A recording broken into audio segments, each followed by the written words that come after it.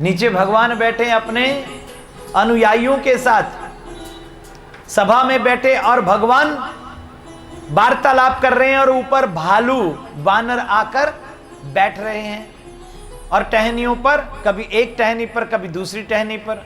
अब लखनलाल जी बैठे हुए हैं तो सज्जनों साथ में देखते हैं कि बानर भालू जो हैं अपनी पूंछ भगवान जहां बैठे हैं पूंछ उनके आगे लटका रहे हैं, उनके आगे लटका रहे हैं। तो भगवान अपने हाथ से उस पूंछ को हटाकर फिर बात करने लगते हैं।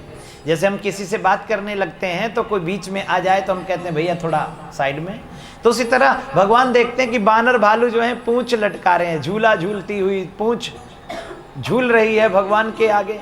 भगवान ने उसको हाथ से हटाना और फिर बात को बताना, सुनना।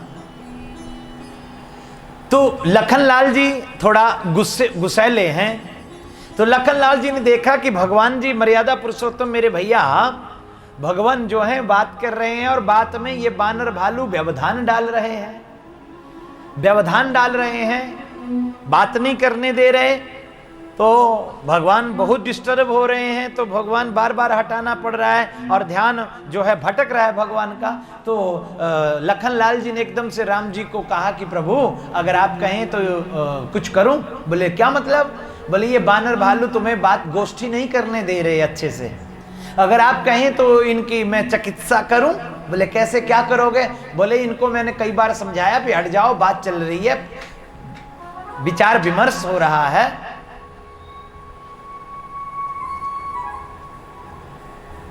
कैसे कैसे चलना है, इस बात का गंभीर विषय चला हुआ है और ये आपको व्यवधान डाल रहे हैं इस गोष्ठी में। तो कहो तो मैं इनकी चिकित्सा कर दूं। बोले क्या करोगे? बोले मैं एक तलवार पकड़ूंगा और तलवार से सबकी पूंछ को इनके शरीर से अलग कर दूंगा। बोले नहीं लखन तुम्हें पता है ये कौन है और इन्होंने कितनी तपस्या करी है भगवान के साथ लीला करने के लिए? बोले नहीं महाराज। तब भगवान ने बताया कि ये स्वर्ग के देवी देवता हैं, स्वर्ग के देवता हैं और ये ऋषि हैं, ये मुनि हैं, इन्होंने सैकड़ों वर्ष तपस्या की और तब इनको ये आज फल प्राप्त हुआ है और ये चाहते हैं कि भगवान से हम स्पर्श पा लें, भगवान को छू लें, भगवान को स्पर्श कर लें। और भगवान कैसे हैं स्पर्श करके ये जानना चाहते हैं, भगवान कितने सुकोमल हैं। और देखिए भगवान का साहस, भगवान को वात्सल्य की मूर्ति कहा गया, भगवान के अंदर इतनी दया है इसलिए भगवान को दयालु कहा गया है, दया का सिंधु कहा गया है, दया का सागर कहा गया है, प्रेम का सागर कहा गया है, करुणा की मूर्ति कहा गया है। हम संसारी लोग तो हमारी इच्छा से विरुद्ध जब कोई बात होती है तो हमें एकदम से क्रोध में जलने लग जाते हैं, बिल्कुल लाल पीले हो जाते हैं, मगर भगवान इतनी गंभीर वार्तालाप कर रहे हैं फिर भी बानरों ने व्यवधान डाला, फिर भी लखनलाल जी को उल्टा उन्होंने डांट दिया कि नहीं लखन ऐसा मत करना, ऐसा अपराध मत करना, ये प्रेम करते हैं मुझसे। देखिए कोई प्रेम से अगर आपके साथ व्यवहार करे तो उसका मतलब ये नहीं है कि वो ऐसे ही है, उसके भाव को समझिए, उसके भीतर के शब्दों के श्रृंगार को समझिए, उसके मन की इच्छा को समझिए, वो किस तरह से आपको अपना जीवन निछावर करना चाहता, अपना जीवन निछावर कर चुका है। उसी तरह से भगवान के प्रति भी भगवान सब समझते हैं कि तुम किस भाव से पूजन कर रहे हो। तो सज्जनों उस भाव से पूजन कर रहे, जैसे लोग क्या करते हैं कि बड़े बड़े जो दिखे लोग तिनके व्यापे चिंता रोग। अब क्या हुआ, कुबेर जी को देखिए ये चोर था, कुबेर जो था, जो कुबेर पद का मालिक बना, ये चोर था, चोरी की थी इसने शिव मंदिर में और मारा गया था। और सज्जनों परिणाम स्वरूप इसको कुबेर की उपाधि दी गई। कुबेर की उपाधि दी तो सज्जनों इसने सबको निमंत्रण दिया, पार्टी रखी, पार्टी में बुलाया, सारे देवी देवताओं को बुलाया, मगर भगवान शंकर ने जिसने कुबेर बनाया उसको ही नहीं बुलाया।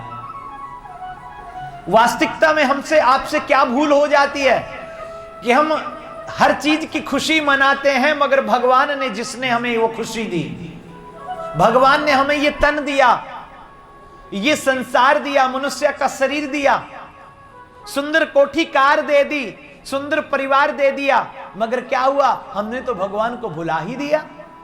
वो सब कुछ पाने के बाद भगवान को बिल्कुल भूल गए और अपने आप को स्वामित्व की भावना लेकर, मालिक की भावना लेकर चलने लगे।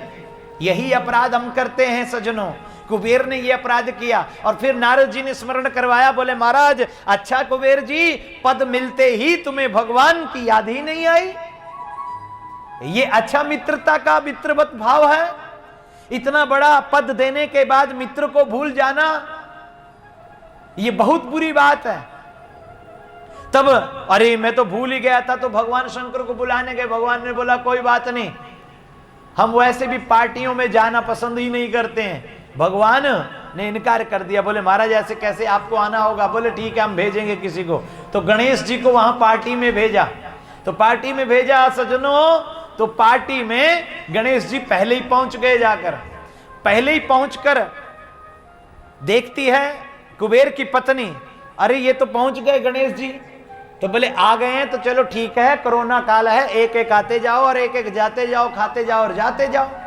तो इसलिए भीड़ इकट्ठी करेंगे तो पता नहीं चलेगा कि कितना अन्न लगेगा, कितना भोजन लगेगा। तो सज्जनों उतने में क्या हुआ, गणेश जी को भोजन गणेश जी ने बोला कि मुझे भूख लगी है। तो कुबेर ने कहा कि भूख लगी है तो खिलाओ, अपनी पत्नी को बोला खिलाओ पुत्र को भोजन। तो गणेश जी ने सारा 10 मिनट में चौपट कर दिया, सारे लंगर को ग्रहण कर गए।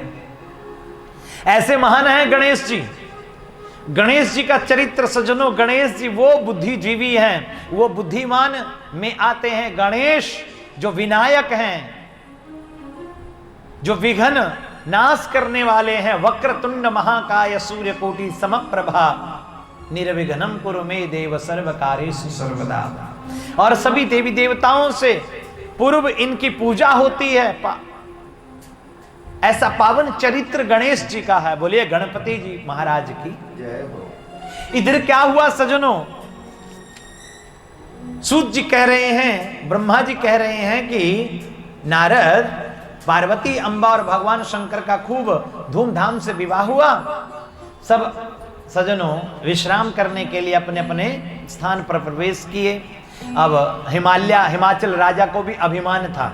क्या अभिमान था? बोले इसको ये अभिमान था कि मैं इतना बड़ा राजा हूं, 33 करोड़ देवी देवताओं का मैंने व्यवस्था कर रखी है और व्यवस्था सारी फेल हो गई। सज्जनों शनि जी महाराज सब कुछ चौपट करके अभिमान भंग हुआ। अन्नपूर्णा के रूप में पार्वती अंबा स्वयं जाकर अन्नपूर्णा रसोई में प्रवेश हुई। और सज्जनों अन्नपूर्णा का प्राकट्य कब हुआ था? बोले अक्षय तृतीया वाले दिन ही, जो 2 दिन पहले अक्षय तृतीया थी ना, वैशाख मास में जिस दिन परशुराम जयंती थी, उसी दिन प्राकट्य हुआ है अन्नपूर्णा अंबा का। बोलिए अन्नपूर्णा अंबा की जय हो। तो अन्नपूर्णा अंबा ने सबको पेट भर भोजन कराया।